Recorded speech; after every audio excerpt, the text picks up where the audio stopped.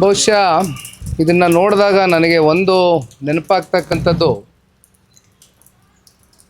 ಈಗಾಗಲೇ 50 ವರ್ಷದ ಹಿಂದೆ ಇಂದಿರಾ ಗಾಂಧಿಯವರು ಒಂದು ತುರ್ತು ಪರಿಸ್ಥಿತಿಯನ್ನು ಇಡೀ ದೇಶದ ಮೇಲೆ ಏರಿದರು. ಈಗ ಸರಿಸುಮಾರು ಒಂದು 50 ವರ್ಷ ಕಳೆದೋಗಿದೆ.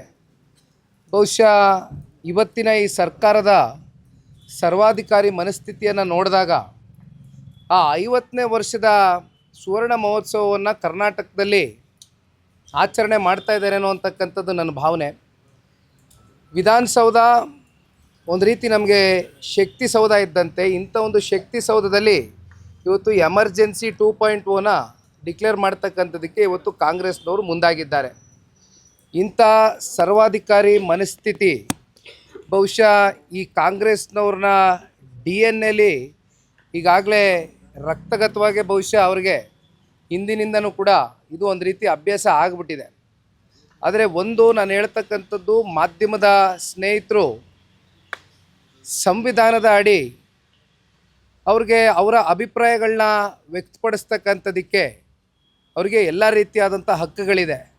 ಆದರೆ ಇವತ್ತು ಸರ್ಕಾರ ಕೊಡ್ತಾ ಇರ್ತಕ್ಕಂಥ ಕಾರಣಗಳೇನು, ಭದ್ರತೆನೋ ತಾಂತ್ರಿಕ ಸಮಸ್ಯೆ ಇರ್ತಕ್ಕಂಥ ಹಿನ್ನೆಲೆಯಲ್ಲಿ ನಾವು ಇವತ್ತು ಈ ಒಂದು ನಿರ್ಧಾರವನ್ನು ತಗೊಳ್ಬೇಕಾಗ್ತದೆ, ಮಾಧ್ಯಮದವ್ರ ಮೇಲೆ ನಿರ್ಬಂಧವನ್ನು ಏರಬೇಕಾಗ್ತದೆ ಅಂತಾರೆ. ಆದರೆ ಒಂದು ಇಲ್ಲಿ ಸ್ಪಷ್ಟವಾಗಿ ತಿಳಿತಕ್ಕಂಥದ್ದು, ಕಾಂಗ್ರೆಸ್ನಲ್ಲಿ ಇರ್ತಕ್ಕಂಥ ಸರ್ಕಾರದ ಜನಪ್ರತಿನಿಧಿಗಳು ವಿಧಾನಸೌಧದಲ್ಲಿ ನಡೆಸ್ತಾ ಇರ್ತಕ್ಕಂಥ ಅವ್ಯವಹಾರಗಳು, ಭ್ರಷ್ಟಾಚಾರಗಳು, ಅನೇಕ ಲೋಪದೋಷಗಳನ್ನ ಮುಚ್ಚುಮರೆ ಮಾಡ್ಕೊಳ್ಳೋದಕ್ಕೋಸ್ಕರ ಇವತ್ತು ಇಂಥ ಒಂದು ನಿರ್ಬಂಧಗಳನ್ನ ಮಾಧ್ಯಮದ ಸ್ನೇಹಿತರ ಮೇಲೆ ಏರ್ತಾ ಇರ್ತಕ್ಕಂಥದ್ದು ನಿಜಕ್ಕೂ ಕೂಡ ಅತ್ಯಂತ ಕರಾಳವಾದಂಥ ಒಂದು ದಿನ ಇವತ್ತು ಈ ಕಾಂಗ್ರೆಸ್ನ ಸರ್ಕಾರಕ್ಕೆ ಅಂತಕ್ಕಂಥದ್ದು ಈ ಸಂದರ್ಭದಲ್ಲಿ ತಿಳಿಸ್ಲಿಕ್ಕೆ ಬಯಸ್ತೇನೆ.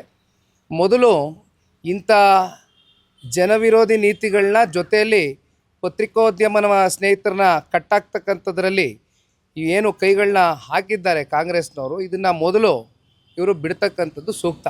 ಇಲ್ಲಾಂದರೆ ಜನತಾದಳ ಪಕ್ಷ ನಾಡಿನ 7 ಕೋಟಿ ಕನ್ನಡಿಗರು ಇವತ್ತು ಪತ್ರಿಕೋದ್ಯಮ ಸ್ನೇಹಿತರ ಜೊತೆ ಇದ್ದಾರೆ. ಜನತಾದಳ ಪಕ್ಷವೂ ನಿಮ್ಮ ಜೊತೆ ಇದ್ದೇವೆ. ನಿನ್ನೆ ದಿನ ಹೋರಾಟ ಕೈಗೆ ನೆತ್ಕೊಂಡಿದ್ದೀರಿ, ನಿಮ್ಮ ಹೋರಾಟದಲ್ಲಿ ನಾವು ಕೂಡ ಪಾತ್ರ ವಹಿಸ್ತೇವೆ. ಎರಡನೇದು, ಈಗ ಕೊತ್ತೂರು ಮಂಜುನಾಥ್ ಅವರು ಬಹಿರಂಗವಾಗಿ ಹೇಳಿರುವಂಥದ್ದು, ಈ ಹೆಲಿಕಾಪ್ಟರ್ ಯೂನಿಟನ್ನು ಉದ್ಘಾಟನೆ ಮಾಡೋದ ಸಂದರ್ಭದಲ್ಲಿ ಸ್ಥಳೀಯ ರಾಜಕಾರಣಿಗಳನ್ನು ಗಣನೆಗೆ ತೆಗೆದುಕೊಂಡಿಲ್ಲ, ಅವರಿಗೆ ಪವರ್ ಕೊಡೋಂಥದ್ದು ಬೇಡ, ಕೈಗಾರಿಕೆಯನ್ನು ಸ್ಥಾಪನೆ ಮಾಡೋದಕ್ಕೆ ಬಿಡೋದು ಬೇಡ. ಅಲ್ಲಿಗೆ ರಾಜ್ಯದಲ್ಲಿ ಕೈಗಾರಿಕೆ ಸ್ಥಾಪನೆ ಮಾಡಿದರೆ ರಾಜಕಾರಣಿಗಳನ್ನು ಒಮ್ಮತಕ್ಕೆ ತೊಗೊಳ್ಬೇಕು, ಅವ್ರನ್ನ ಅಂಡರ್ಸ್ಟ್ಯಾಂಡಿಂಗ್ ತೊಗೊಂಡೇ ಮಾಡಬೇಕು ಅನ್ನೋ ದಾಟಿಯಲ್ಲಿ ಮಾತನಾಡಿದ್ದಾರೆ. ಇಲ್ಲಾಂದರೆ ಯಾವುದೇ ಕಾರಣಕ್ಕೂ ಅವ್ರಿಗೆ ಮಾಡೋದು ಬೇಡ. ಈಗ ತಾನೇ ನಾನು ಮಾನ್ಯ ಶಾಸಕರು ಮಾತನಾಡಿರ್ತಕ್ಕಂಥ ಹೇಳಿಕೆಯನ್ನು ನೋಡ್ತಾ ಇದ್ದೆ. ಒಂದು ರೀತಿ ಪ್ರಚೋದನೆ ಕೊಡ್ತಕ್ಕಂಥ ಹೇಳಿಕೆಗಳು ಇವತ್ತು ಶಾಸಕರು ಮಾತನಾಡ್ತಕ್ಕಂಥದ್ದು ಬಹುಶಃ ಅವರ ಒಂದು ಶಾಸಕ ಸ್ಥಾನಕ್ಕೆ ಶೋಭೆ ತರಲಿಕ್ಕಿಲ್ಲ.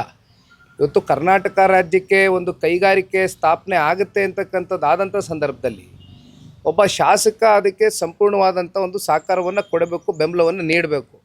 ಇಲ್ಲಿ ಯಾರನ್ನು ಬಿಟ್ಟು ಮಾಡ್ತಕ್ಕಂಥ ಪ್ರಶ್ನೆ ಇಲ್ಲ. ಮೊದಲು ಇಂಥ ಒಂದು ಸಂಪ್ರದಾಯಗಳು, ಸಂಸ್ಕೃತಿಯನ್ನು ಇವತ್ತು ಈ ಕಾಂಗ್ರೆಸ್ನವರೇನು ಹೊಂದಿದ್ದಾರೆ, ಇವೆಲ್ಲವನ್ನು ಬಿಟ್ಟು ನಮ್ಮ ರಾಜ್ಯದ ಸಮಗ್ರ ಅಭಿವೃದ್ಧಿಯ ದೃಷ್ಟಿಯಿಂದ ಕೇಂದ್ರದ ಸರ್ಕಾರ ಕೋಲಾರ್ನಲ್ಲಿ ಇವತ್ತು ಏನೊಂದು ದೊಡ್ಡ ಐತಿಹಾಸಿಕವಾದಂಥ ಒಂದು ಕೈಗಾರಿಕೆಯನ್ನು ತಗೊಂಡು ಬರಬೇಕು ಅಂತಕ್ಕಂಥ ನಿರ್ಧಾರ ಮಾಡಿದ್ದಾರೆ. ಇದಕ್ಕೆ ಪೂರಕವಾಗಿ ಬೆಂಬಲ ಕೊಡ್ತಕ್ಕಂಥದ್ದು ಸೂಕ್ತ. ಮೂರನೇದು, ಈಗ BJP ಕಾರ್ಯಕಾರಿಣಿ ಸಂದರ್ಭದಲ್ಲಿ ಅವರು ಕಾರ್ಯಕಾರಿಣಿ ಮಾಡಿದಾಗ ಬಹಿರಂಗವಾಗಿ ಮೈತ್ರಿ ಬಗ್ಗೆ ಮಾತನಾಡಬಾರ್ದು ಯಾವ BJP ನಾಯಕರು ಕೂಡ. JDSನವ್ರು ಮಾತಾಡಿದ್ರೆ ಅದನ್ನು ಮಾತಾಡಲಿ, ಬಟ್ ನೀವು ಮಾತಾಡ್ಬಿಡಿ ಅಂತ ಸೂಚನೆ ಕೊಟ್ಟಿದ್ದಾರೆ. JDS ಯಾವ ಥರ ನೋಡುತ್ತೆ ಇದನ್ನು? ಸರ್, ನಾನು ಪದೇ ಪದೇ ಈ ವಿಚಾರವಾಗಿ ಮಾತನಾಡ್ತಕ್ಕಂಥದ್ದು ಸೂಕ್ತ ಅಲ್ಲ. ಈಗಾಗಲೇ ಅನೇಕ ಸಂದರ್ಭದಲ್ಲಿ ಇದ್ರ ಬಗ್ಗೆ ಚರ್ಚೆ ಮಾಡಿದ್ದೇವೆ. ಬಹುಶಃ ಇದನ್ನು ಇಲ್ಲಿಗೆ ಬಿಡ್ತಕ್ಕಂಥದ್ದು ಸೂಕ್ತ ಅನ್ನೋದು ಪಕ್ಷದ ವರಿಷ್ಠರು ಕೂಡ ಇತ್ತೀಚಿನ ದಿನಗಳಲ್ಲಿ ನಡೆದಿರ್ತಕ್ಕಂಥ ಕೆಲವೊಂದಷ್ಟು ಬೆಳವಣಿಗೆಗಳನ್ನ ಕುರಿತು ಚರ್ಚೆಯನ್ನು ಮಾಡಿದ್ದಾರೆ. ಹಾಗಾಗಿ ಒಂದು ಭಾರತೀಯ ಜನತಾ ಪಾರ್ಟಿ ಇರಲಿ, ಜನತಾದಳ ಪಕ್ಷ ಇರಲಿ, ಒಗ್ಗಟ್ಟಿನಿಂದ ಯಾವುದೇ ವೈಮನಸ್ಸುಗಳಿಲ್ದಿರ ಒಮ್ಮತದಿಂದ ಇವತ್ತು ಈ ರಾಜ್ಯದ ಜನತೆಯ ಒಂದು ಹೃದಯವನ್ನು ಗೆಲ್ತಕ್ಕಂಥದ್ದಕ್ಕೆ ಕನಿಷ್ಠ ಪಕ್ಷ ಅವತ್ತೂ ಹೇಳಿದ್ದೇನೆ, NDA ಹತ್ತತ್ರ 140ರಿಂದ 150 ಸ್ಥಾನವನ್ನು ಗೆಲ್ತಕ್ಕಂಥದ್ದಕ್ಕೆ ಇಬ್ಬರು ಒಗ್ಗಟ್ಟಿನಿಂದ ಹೋಗಬೇಕಾಗ್ತದೆ, ಹೋಗ್ತೇವೆ. ನಮ್ಮ ಜನತಾದಳ ಪಕ್ಷದ ಕಾರ್ಯಕರ್ತರ ಸಭೆಗಳಲ್ಲಿ ಪಕ್ಷದ ಕಾರ್ಯಕರ್ತರಿಗೆ ಹುರಿದುಂಬಿಸ್ತಕ್ಕಂಥ ಕೆಲವೊಂದಷ್ಟು ಮಾತುಗಳನ್ನ ನಾವು ಆಡಬೇಕಾಗ್ತದೆ.